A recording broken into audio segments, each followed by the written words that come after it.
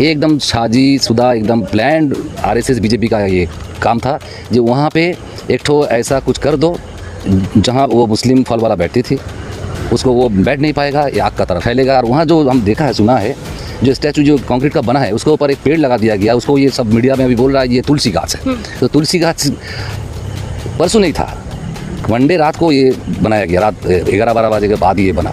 तो इतना छोटा सा इशू जब इसको लेके भीड़ इकट्ठा हो रहा है, पुलिस स्टेशन सामने है, पुलिस ने क्यों एक्शन नहीं लिया? तुरंत जो ये काम किया है उसको अरेस्ट करना चाहिए। बात सुनाई दे रही महेश तल्ला के आकड़ा फाटक इलाके में फिलहाल सिचुएशन अंडर कंट्रोल है, लेकिन पूरे इलाके में भारी तनाव है।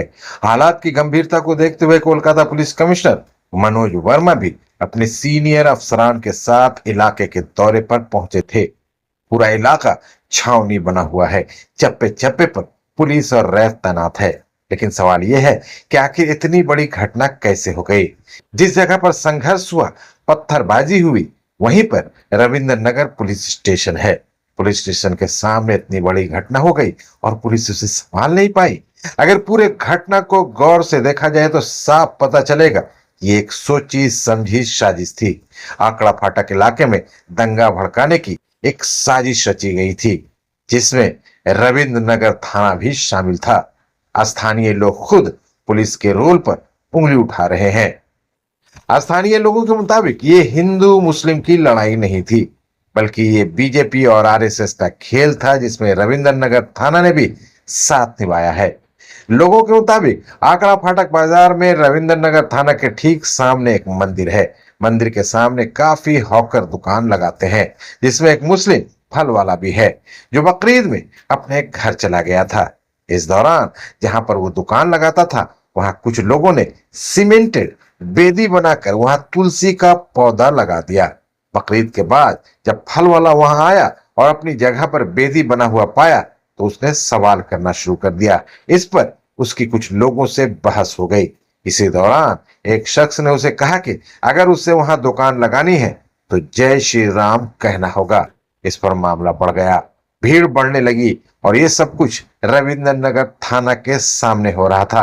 पहले तो पुलिस को रास्ते पर बेदी बनाने ही नहीं देना चाहिए था, और उसके बाद जब मामला बढ़ा तो अगर उसी वक्त पुलिस 1-2 लोग को पकड़कर थाने ले जाती तो मामला वहीं खत्म हो जाता। लेकिन पुलिस ने ऐसा कुछ नहीं किया और मामले को तूल पकड़ने दिया। इतने में जय श्री राम वाली बात आग की तरह फैल गई और वहां सैकड़ों लोग इकट्ठा हो गए और फिर दोनों तरफ से ईंट पत्थर चलने लगे। स्थानीय लोगों का इल्जाम है कि इस मौके पर भी रविंद्र नगर थाने की पुलिस का रवैया पक्षपात वाला था। पुलिस ने एक तरफा कार्रवाई करते हुए कई लोगों को गिरफ्तार किया और कई बेकसूर लोगों की पूरी तरह से पिटाई की। जब भीड़ को संभालना रविंद्र नगर थाना के लिए मुमकिन नहीं रहा तो उसने विक्टिम कार्ड खेलते हुए अपनी ही सरकार को बदनाम करने तक की कोशिश की। अगर पुलिस कमिश्नर मनोज वर्मा वाकई इस घटना के कसूरवारों को सजा दिलाना चाहते हैं तो उन्हें सबसे पहले रविंद्र नगर थाना के अधिकारियों की जांच करनी होगी, उनके कॉल रिकॉर्ड चेक करने होंगे, सच्चाई सामने आ जाएगी। इससे भी बड़ी बात यह है कि महेश तल्ला का इलाका हाई प्रोफाइल डायमंड हार्बर लोकसभा क्षेत्र के अंतर्गत पड़ता है।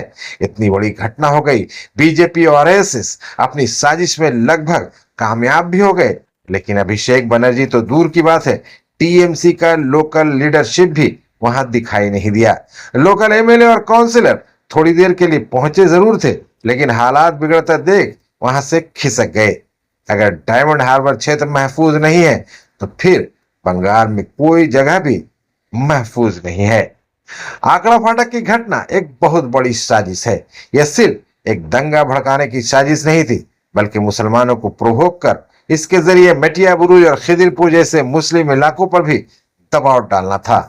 पिछले कुछ वर्षों में बंगाल में जहां कहीं भी दंगे हुए हैं, ज्यादातर जगहों पर एक खास पैटर्न देखने को मिल रहा है। ज्यादातर उन्हीं जगहों पर दंगे हुए हैं जहां एक खास भाषा बोलने वाले लोग रहते हैं। आसनसोल, काकीनाडा, तेल्लीपाड़ा और अब आकड़ा फाटक, इन सभी जगहों पर एक खास भाषा बोलने वाले लोग रहते हैं और जो मूल रूप से बंगाल के बाशिंदा नहीं है। महेश तल्ला में जो कुछ हुआ वो तो सिर्फ अभी ट्रेलर है। 2026 के विधानसभा चुनाव से पहले इस तरह की बहुत सारी घटनाएं सामने आएंगी, क्योंकि बीजेपी और आरएसएस ने 2026 में हर हाल में बंगाल को फतह करने की ठान ली है। दंगा भड़काना बीजेपी और आरएसएस का सबसे पुराना और कारामद हथियार रहा है। मीडिया तो उनके साथ है ही, लेकिन खतरनाक बात यह है कि ममता बनर्जी की पुलिस भी बीजेपी और आरएसएस के इस खेल में उनका साथ देने लगी है। ये वाकई में ताज्जुब वाली बात है कि अभिषेक बनर्जी के संसदीय क्षेत्र में बीजेपी उन्हीं की पुलिस की मदद से दंगा करवाने की कोशिश करती है। वैसे कुछ लोग इसे बीजेपी और टीएमसी की मिली भगत भी कह रहे हैं। उनका दावा है कि बीजेपी की टॉप लीडरशिप कभी भी नहीं चाहती है कि बंगाल से ममता बनर्जी विधानसभा चुनाव हार जाएं।